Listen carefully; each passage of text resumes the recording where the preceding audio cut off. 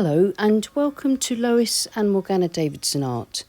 It's Lois here. I hope you're doing well and welcome back to my studio.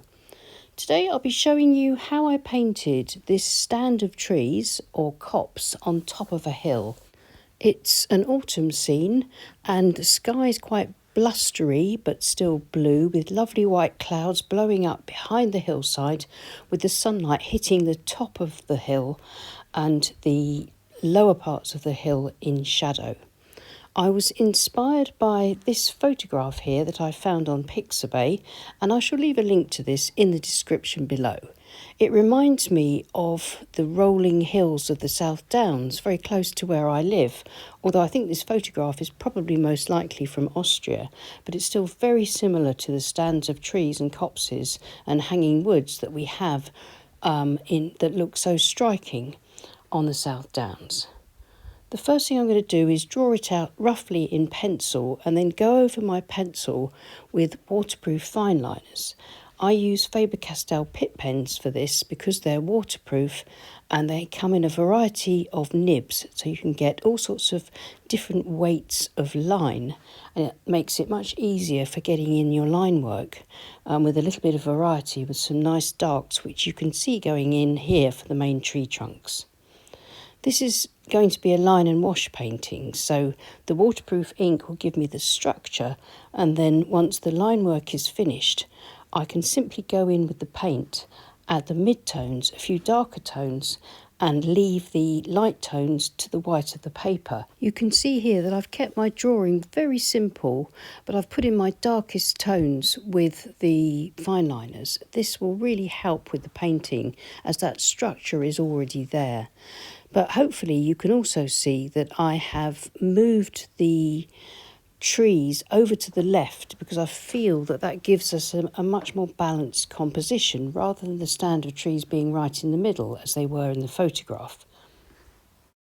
I'm using a piece of Milford cold pressed watercolour paper. It's taped to my board and my board is an angle of about 20 degrees. I shall use the wet in wet method to start the painting off, and I'll begin with the sky. I'm using a large wash brush. Any large wash brush that you're comfortable with will do. I'm going to wet where the sky will be blue and leave the paper dry where I want my clouds. This will give me a variety of edges, soft and hard edges, softly diffused passages of paint where the paper is wet, but nice crisp edges where the paper is dry. And then I can sort of move between those two extremes of edges, softening back in places to give some nice variety and movement to the sky. I'm using Cobalt blue and Ultramarine blue with a touch of Payne's grey in places for the sky. The landscape itself will be painted with sap green, raw sienna, burnt sienna and Payne's grey.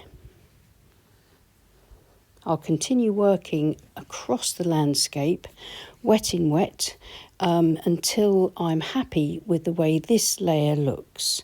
What I'm trying to do is to get the sky in as quickly as possible, bringing some of the sky down behind the trees so it will show through the gaps in the trees, but leaving some of the trees white paper so I can get a nice, strong, clean orange there for my autumn foliage.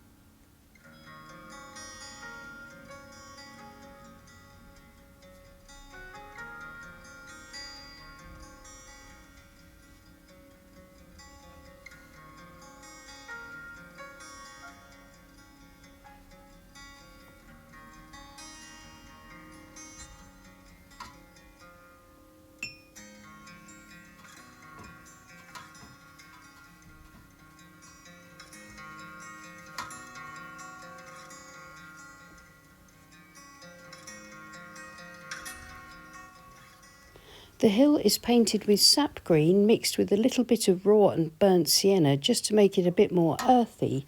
And then I'm adding some Payne's grey into it to darken it slightly across the bottom of the hill to start off my cloud shadows.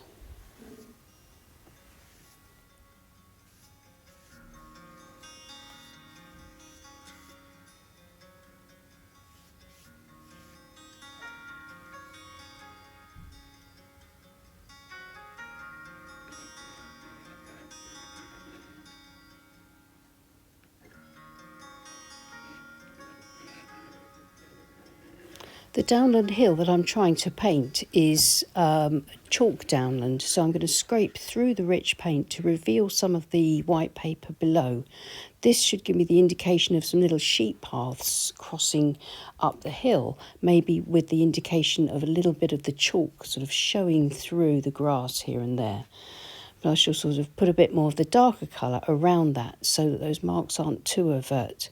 They should soften back nicely, and I'll be painting more shadow over that at a later stage.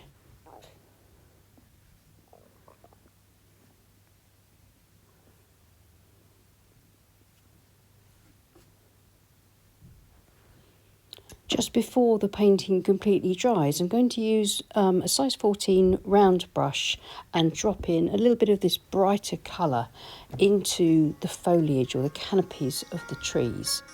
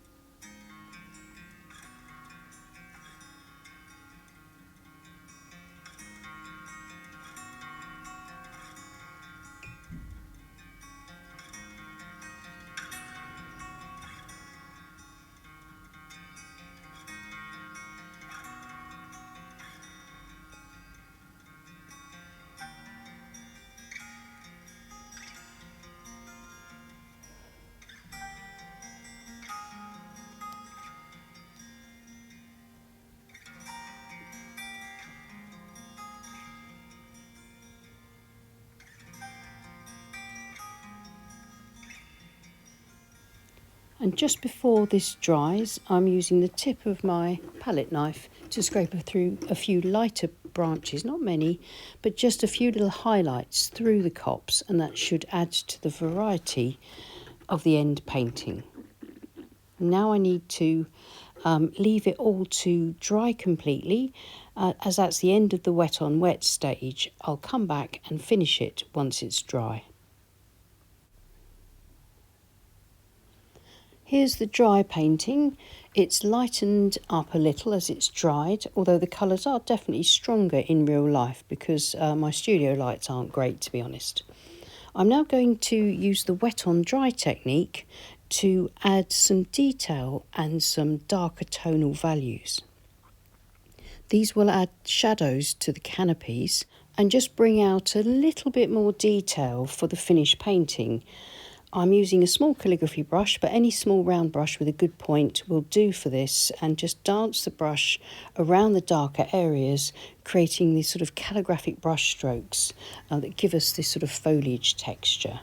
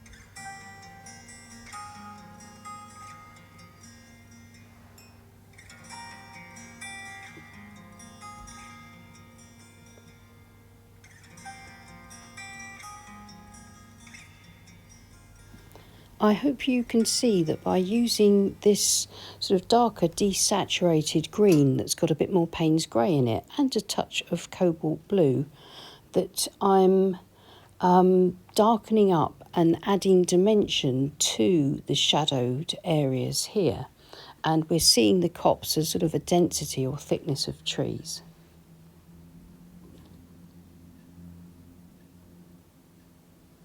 I can now bring in some brighter, richer burnt sienna, a little bit of raw sienna, to brighten up the golden areas a little more and give them a bit more definition.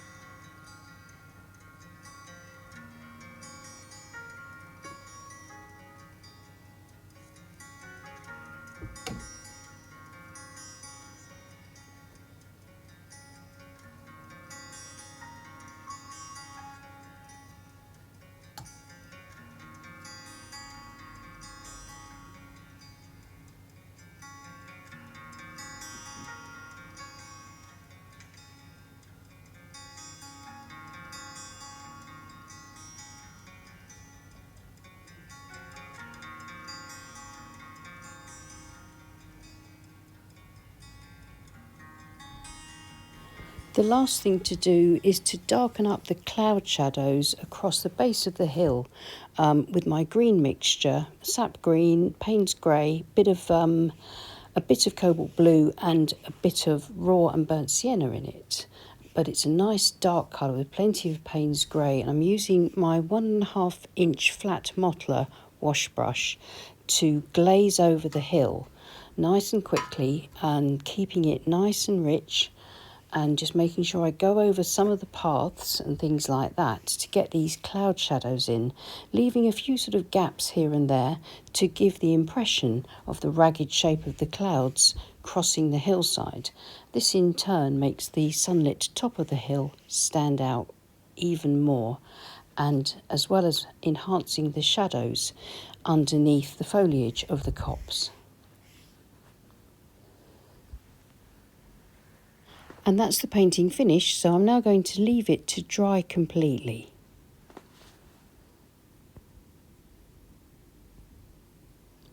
And here's the dry painting, and I'm really pleased with the way it looks and quite excited to remove the tape. If I remove the masking tape, it reveals that clean white border, which allows us to see it with fresh eyes and see it almost as if it was in a frame and a mount or mat.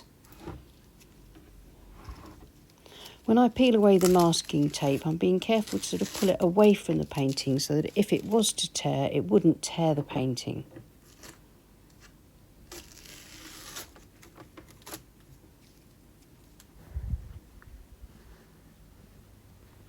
So here's the finished painting in a better light. And I think the line and wash technique has worked well here, just with the line work mostly in the trees. I haven't got any fine liner across the hill. I've used watercolour just to suggest the shadows and the sunlit top of the hill.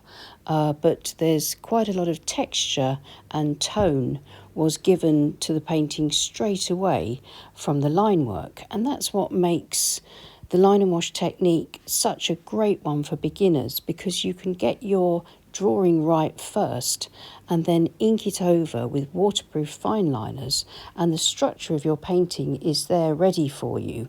And then it's a great way to practice your wet in wet washes and then your wet on dry details on top of a structure like this. So I hope that was helpful. If you enjoyed the video, then please leave us a like, and why not subscribe to our channel if you haven't already. It's free to do, and if you click on the bell icon, you'll be notified whenever we release new videos, which is most days at the moment. If you're interested in supporting the channel, we have Patreon pages, both Morgana and myself, and the links are in the description below, and follow those if you'd like to support us there. And thank you so much to everybody that's supporting us there already. We really do appreciate you. So I'll see you again soon. Take care and have a great week.